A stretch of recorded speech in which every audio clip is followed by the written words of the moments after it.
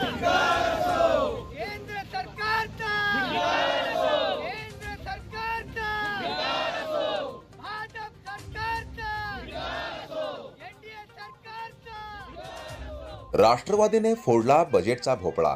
जोरदार घोषणाबाजी करत केंद्र सरकारचा केला निषेध व्यक्त.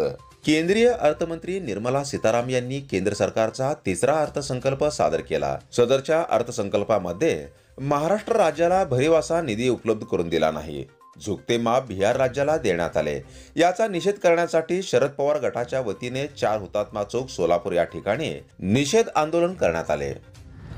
आज माननीय शरदचंद्रजी पवार आमच्या पार्टीतर्फे आम्ही अर्थसंकल्पाचा निषेध करण्यासाठी इथं आंदोलन करत आहोत. माझे सर्व कार्यकर्ते इथं जोमाने हजर आहेत आणि एक आहे की सरकारने बिहारचा आणि आंध्र प्रदेशशिवाय दुसरं काय केलं नाही. ह्या सरकारला हे कळवलं की महाराष्ट्राने समजा तुम्हाला कमी खात्यात दिल्या असतील असं म्हणून तुम्ही त्याच्याकडे द्वेषाची भावना बघतात, तर महाराष्ट्रात तुम्ही द्वेष करताय हे एकत्रित दिसून आलं.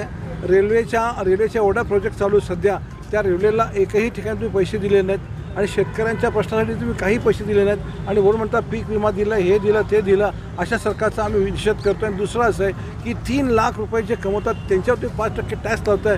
हे म्हणजे उद्या ते लोक फाशी घेऊन माझी पाळी येणार, त्या लोकांना येणार आहे. ह्या सरकारचा आम्ही निषेध करतो आमच्या पार्टीतर्फे.